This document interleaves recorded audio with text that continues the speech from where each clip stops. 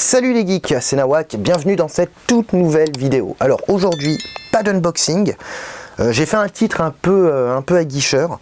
J'ai retrouvé des objets cultes de mon enfance. Alors objets cultes parce que ce sont des objets qui se rattachent à des licences que vous connaissez forcément. Alors retrouver, façon de parler, parce qu'en fait ils étaient pas vraiment égarés, ils étaient rangés. Et puis là en ce moment, comme je suis dans une période de rangement, j'ai remis la main dessus. Alors il n'y a pas tout, voilà, je vais peut-être pas faire une vidéo complète de une demi-heure, une heure, parce que ce serait beaucoup trop long. À la limite, je vais adapter, je vais faire plusieurs formats, plusieurs vidéos de 10 minutes pour vous montrer un peu ce que j'ai. Je vais pas tout passer en revue parce que j'en ai des tonnes et ce serait vraiment long. Alors en plus, entre les jouets qui sont abîmés, les jouets qui sont cassés, bon, il y en a pas mal qui sont en bon état mais qui sont qui sont rangés dans une autre pièce. Du coup ce serait assez long de pouvoir y accéder. Mais on va dire que dans ma pièce principale, je vais quand même vous partager ces objets que j'ai acquis quand j'étais petit. Voilà, quand j'étais ado. Et je vais vous les montrer. Donc c'est parti, on y va. Go. Alors on va commencer avec ce que vous voyez ici. Il s'agit du Megazord. Megazord de Power Rangers, qui est complet, alors qui n'est pas en boîte, hein, voilà, parce que c'est vrai que quand on est jeune, quand on a 10 ans, on pense pas forcément à garder les boîtes, voilà, et il est en très bon état, et par contre le seul accessoire qui manque, c'est l'épée. Alors l'épée, je sais pas où elle est dans un carton, elle est quelque part, mais j'ai pas réussi à remettre la main dessus. Il est articulé, en termes de taille, on est approximativement sur 50 cm à peu près. Et en plus, alors c'était le modèle, alors je crois qu'au niveau de la marque, c'est Bandai qui avait fait ça. Et il est doté d'une télécommande, puisqu'en fait il peut avancer. Et on a un système de haut-parleur. Voilà, donc on appuie sur la petite gâchette, ici, on parle là-dedans. Et votre voix ressort du Megazord. Donc ça, c'est un truc que j'ai eu, je devais avoir 10 ans, en plein boom de la série Power Rangers, dont j'étais fan à l'époque. Voilà, je suis d'ailleurs toujours fan. Et franchement, voilà, de retomber là-dessus, franchement, ça fait quand même un petit effet. Alors évidemment, c'est pas le modèle qu'on pouvait démonter. Il y avait un modèle de Megazord, moi à l'époque, que je kiffais. C'était celui qu'on pouvait assembler. Voilà. Là non, mais franchement, je me souviens d'avoir passé des heures et des heures avec ce petit robot. Voilà, ça rappelle vraiment de très bons souvenirs. On continue. Alors là, il s'agit de Robocop. Voilà. Alors je sais plus la marque. Je ne sais plus la marque. Je n'ai plus la boîte. La particularité de ce Robocop, c'est que il s'agit d'un modèle parlant. Alors il marche. Le truc, c'est que en fait, j'ai retiré les piles. Donc là, j'ai un peu la flemme de les remettre. Voilà, quand vous avez des jouets comme ça électroniques, l'idéal c'est d'enlever les piles quand vous ne l'utilisez pas. Comme ça évite aux piles de couler et d'abîmer l'objet et de le rendre inutilisable. Donc lui, la particularité, c'est qu'on a un petit bouton ici, on appuie dessus et il peut parler puisqu'il marche. Et il disait des phrases, je ne sais plus exactement ce qu'il disait, main en l'air, agent Robocop. Vous aviez plusieurs phrases qu'il pouvait prononcer. Là, la cuisse qui peut s'ouvrir, dans laquelle on met le flingue. Alors le flingue, je ne l'ai pas ici, il est dans une autre boîte, qui elle-même doit être dans une autre boîte. Voilà, mais je l'ai, il est quelque part.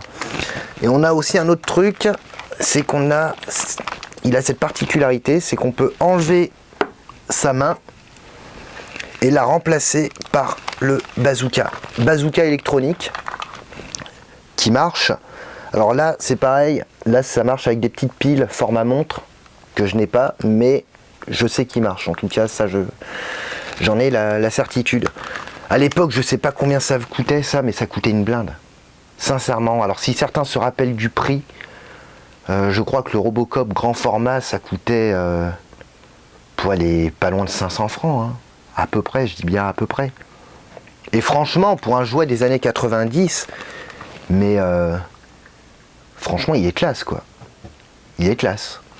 Alors après, évidemment, c'est pas aussi détaillé que ce qu'on peut trouver maintenant chez certains fabricants. Mais faut pas oublier non plus que ça ne vise pas le même public. Là, on est vraiment sur un jouet qui était pour enfants, adolescents.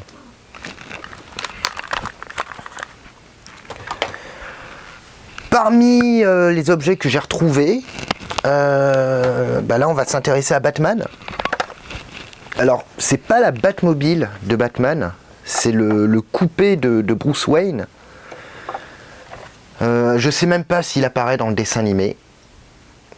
Et la particularité, alors il est sale, hein, il est vraiment sale. La particularité, alors ici j'ai la figurine, alors figurine Batman que j'ai eue en 93, je crois, un truc comme ça, qui est super vieille. En boîte, je l'ai vue, cette figurine. Alors je crois que c'était Kenner qui s'occupait à l'époque des figurines Batman, la série animée. Il était livré avec sa ceinture en plastique, le grappin, et maintenant je crois qu'il cote dans les... Je l'ai vu à 500 €. 500 €. Voilà. 500 € en boîte, sous blister. Là il manque la ceinture et les accessoires, que j'ai dans une autre boîte. Mais en gros la particularité en fait, c'est que vous tiriez comme ça. Et la figurine, vous la mettiez ici. Voilà. Et en fait, le véhicule était livré avec une figurine à l'effigie de Bruce Wayne. Le Bruce, vous l'installiez ici dans le cockpit. Vous refermiez. Et en fait, quand vous tiriez, ça faisait comme ça. Ça faisait apparaître Batman. Donc en fait, ça simulait la transformation de Bruce Wayne en Batman. Je crois que c'est tout. Alors il me semble qu'on avait des missiles ici, sur le côté. Alors là par contre je pense que les missiles... Ah non, je sais où ils sont. Mais franchement à l'époque c'était... c'était vraiment excellent ça, ce truc. C'était vraiment excellent. Voilà. Et franchement elle est propre, hein, elle est pas abîmée. Donc je ne sais pas si c'est un véhicule qui a été adapté spécialement par Kenner, ou si c'est un véhicule qui apparaît dans le dessin animé. J'ai pas souvenir de l'avoir vu dans le dessin animé. S'il y a des fans de Batman parmi vous, n'hésitez pas à me le dire dans les commentaires. Est-ce que ce véhicule apparaît dans le dessin animé? Voilà. Et franchement, c'était... franchement, c'était génial. Ça prouve quand même en termes de qualité qu'à l'époque, voilà, c'était pas... on se foutait pas de notre gueule comme maintenant, quoi, en termes au niveau des jouets. J'ai retrouvé une figurine, alors là je pensais pas du tout, je ne me souvenais même plus que j'avais eu cette figurine. Je sais pas si ça vous rappelle quelque chose, je vous le montre là, ici. Alors je croyais sur le coup que c'était Hercule, la série, qui était diffusée dans les années 90 sur TF1. Et en fait non, ce n'est pas Hercule, c'est son compère, son ami, Yolas. Voilà, et j'ai retrouvé ça. Alors le pire c'est que ces figurines, je les avais toutes, et je sais qu'elles sont quelque part dans une caisse. Là j'ai retrouvé celui-là, j'ai retrouvé Yolas, avec son gilet, avec une catapulte. Voilà, donc vous aviez deux boules que vous pouviez mettre comme ça. Et j'avais l'ensemble des figurines, c'est-à-dire donc Yolas, Hercule, je l'ai quelque part, et j'avais également Xena la guerrière, voilà, qui était en quelque sorte la série concurrente de Hercule. C'était kitsch hein, comme série, mais à l'époque, franchement, on regardait ça avec des yeux d'enfant. Et franchement, je suis content parce que c'est une figurine, vous vous rendez compte quand même que c'est une figurine qui a 25 ans, à peu près. Et elle n'est pas abîmée, elle est pas... bon, la peinture a un peu déteint sur certains points, mais on a toujours le sculpte qui est toujours bien fait. Là, on a un gilet, son gilet violet, qui n'est pas du tout abîmé. Les articulations fonctionnent. Et franchement, non, voilà, c'est... ça fait drôle de retomber sur ça. Alors ici, j'ai retrouvé également la moto du Power Rangers rouge. Je n'arrive plus à remettre la main sur mon Power Rangers rouge. Il est dans une caisse, je ne sais pas où. J'ai retrouvé la moto, mais je n'arrive pas à remettre la main sur la figurine. Et la particularité de la figurine, c'est en fait, vous aviez la tête du personnage qui basculait pour le transformer en Power Rangers. Je ne sais pas si vous vous souvenez. Hasbro a réédité ses figurines. À l'époque, c'était Bandai, je crois, qui avait les droits sur la licence Power Rangers. Et là, Hasbro a réédité ses figurines d'époque. D'ailleurs, je pense que je vais en acheter une prochainement.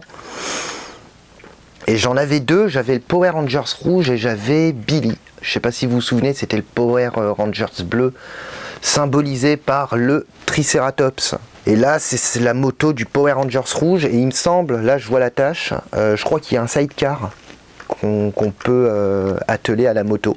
Voilà, c'est marrant de retomber sur ça, hein, avec l'autocollant du T-Rex, qui est toujours en bon état. Et pour rester dans les Power Rangers, ben voilà, alors là, lui, il est en très mauvais état, parce que ça fait des années.